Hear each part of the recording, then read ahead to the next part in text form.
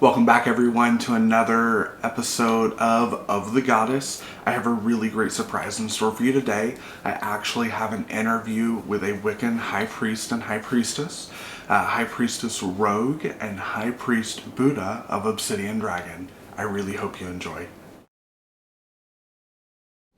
I'm Rogue, High Priestess of Obsidian Dragon. And I'm Buddha Terra Dragon. Terra is the feminine Buddha, if most folks don't know that.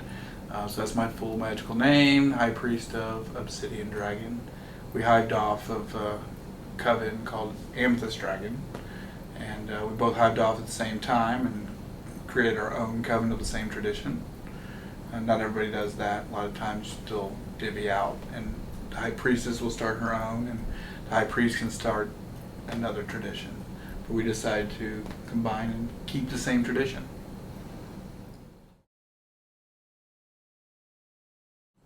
For me, it's a lot of responsibility. You're taking on a role of being a teacher. You're taking on a role of passing on a tradition. You're taking on the role to be healer at times, or moderator at times for coveners. You take on so many different roles, and you become a student too, because your coveners teach you. You're taking on a big role. Well, as we found out, and you'll find out as a student, as we start as seekers and students, and we continue to be seeker students, ironically, as we move up to teacher role, which as you elevate through the coven, you will move seeker, student, teacher, student, teacher, student, teacher, student. You will just continue to be the teacher and the student simultaneously. What you find is you end up being the student of your own teachings as you teach. And that's why we're very much a teaching, experiential coven of sorts.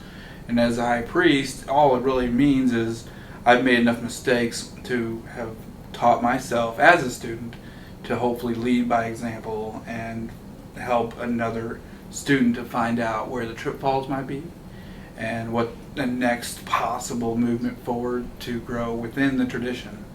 Because the tradition is really just a tool set to build up and create a student teacher as we have become in our tradition.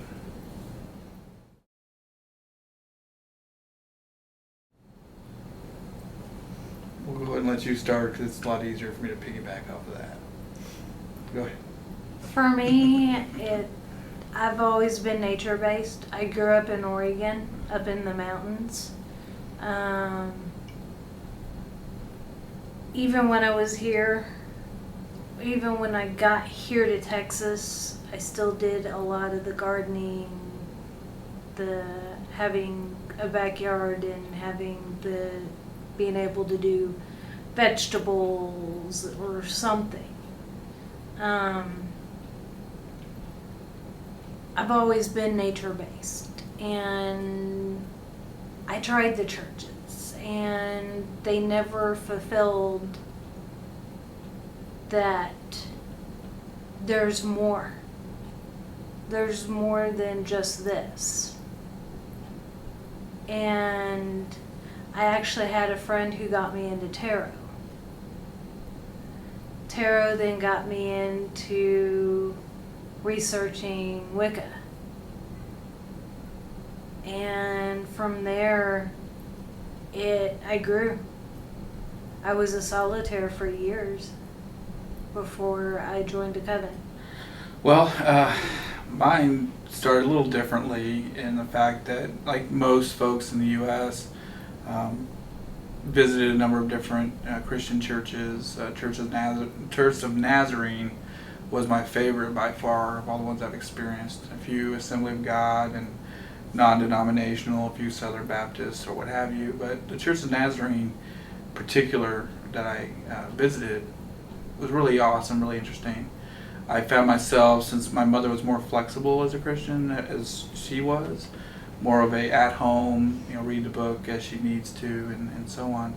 She allowed me to be a little more open and interfaith and get into my own discovery, more interfaith discovery. And since I was into the sciences and engineering, it was interesting to try and combine and not be overt atheist, which my mom originally thought I was, until we had a good discussion about the different readings I had done in the Bible itself and research on Buddhism and Hinduism to find the difference between what is a belief system versus religion.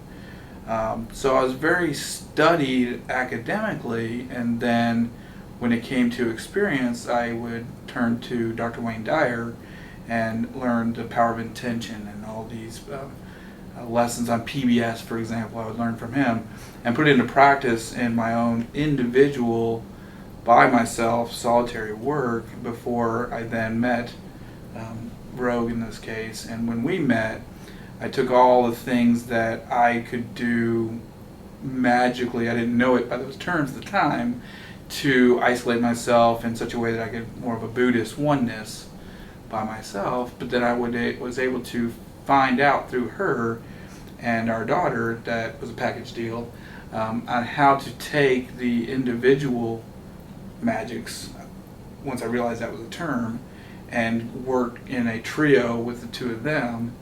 And then it just so happened, she goes, oh, what about incense? Have you tried incense to calm the air and energies and so on? And it quickly manifested to this idea of, oh, this kind of stuff it works more than just this idea of, oh, it's just, fake it till you make it concept. And ironically, even though both of us were not really interested into organized religions, it happened to us to where we met, coincidentally, high priest, high priestess. When we met them, we knew we were about to get married, so hey, who better to marry us than high priest, high priestess, a Wiccan tradition. What they thought we were approaching them for was to join their coven. And we're like, well, okay, let's do all of it. So about the same time we were scheduling our wedding, they helped us to join and start as seekers, as you are, to Amethyst Dragon. And that was the end of 2007, and we were married in 2008, and first degrees in Wicca within a coven, organized religion, my goodness, which really helped me to understand more of this openings of the magics. But the difference is it's not so much an organized religion, it's an organized, somewhat organized spirituality. Method or tool set. I like to call it a tool set because of the fact that it's not like you have to do it your way. Those that have read Scott Cunningham will realize in his academics, you read the books, but it's not academic, right? It's experiential. It says, try this for yourself and see what happens. And that's what worked for us. We followed a tradition, and it works. And that's why we took on Amethyst and started our own Obsidian Dragon to follow it. It's a great example.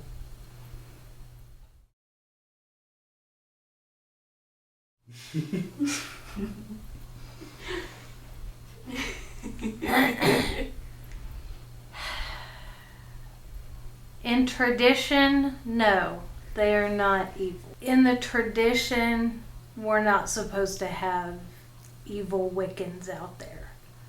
We do, just like any other belief system, have people that take advantage of it.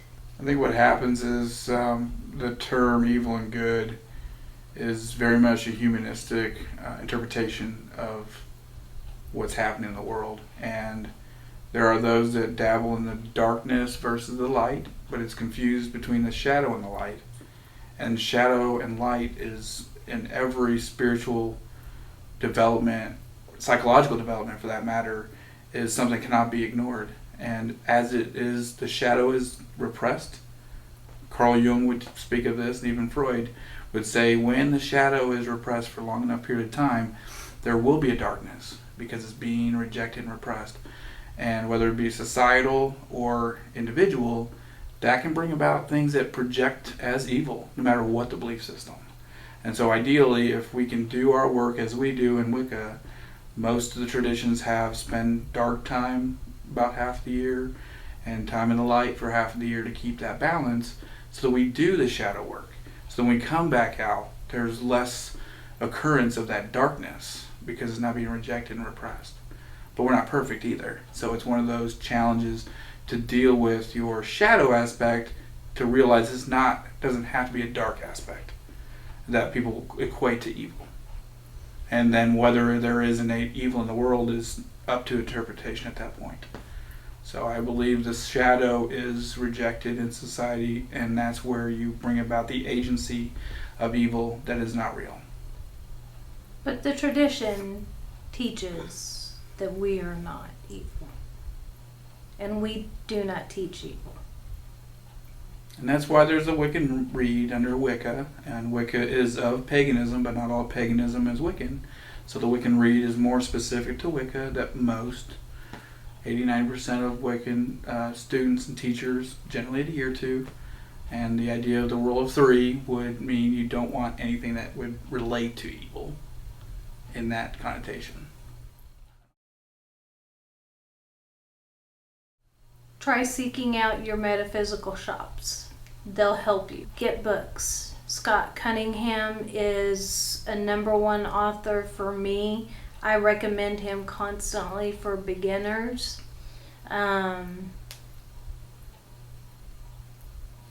He teaches and repeats that do it your way, because your way is what's best.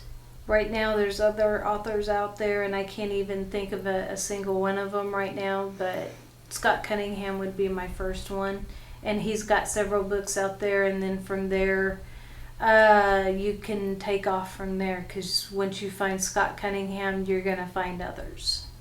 Well, for example, we have Buckland. We also have Christopher Penczak, which has a huge series, Inner Temple, External Temple, can't remember the different names. But she alludes to a perfect point, is this idea in literary plagiarism is a problem, but spirituality, there's a point where you can pull from all the different belief systems, and yes, it's like anything else. You give credit to your source of your information, but your practice can almost feel like plagiarism, because we do pull from the Hindu belief system when we talk about the chakra systems, but we do pull on like a lot of the Christian Gnostic in a lot of the ritual formats. Believe it or not, the archangels are really prevalent in most public ritual and even private ritual aspects. Whether people lay claim to it and give credit is separate, but realize that that's the kind of the reality, and be okay with what feels like plagiarism, as long as you're not obviously claiming this is yours. It's not really plagiarism. At least kind of cite your source concept when you do something like this, but recognize when it's in your experience, you can pull from all these sources, and if they come together and it makes sense intuitively, you can cross-check that with other people, and that's the idea of metaphysical shops. You might be surprised at folks that own those, on who all they know and they are connected with. Secret Bill of Rights by Charles Mars is absolutely critical, no matter what path, whether it be Wicca, any kind of paganism, or any Christianity, any spiritual path. It is written targeting more a Wicca concept, but everything that has happened on that document was documented because it happened for real. And we do know the author, and we understand what they had experienced at a variety of groups they were part of. They actually experienced them. Correct. So that's job one. If you get that Secret Bill of Rights and you propose that to a group and they're unaware of it, if they can agree to it, then you at least both have a safeguard. And you want safety first in any aspect. And whether that's solitary work or group work, obviously, but if you're going to interact with someone, even if you're a solitary practitioner, that is still a seeker when you approach someone else. So you need to know you have these rights. Now, is there an accredited body that's regulating that? Not exactly. Now, there are groups. There is Covenant of the Goddess, for example, and all of their covens are expected to follow this particular Secret Bill of Rights and the Wiccan Read. And that's important to make sure to safeguard yourself.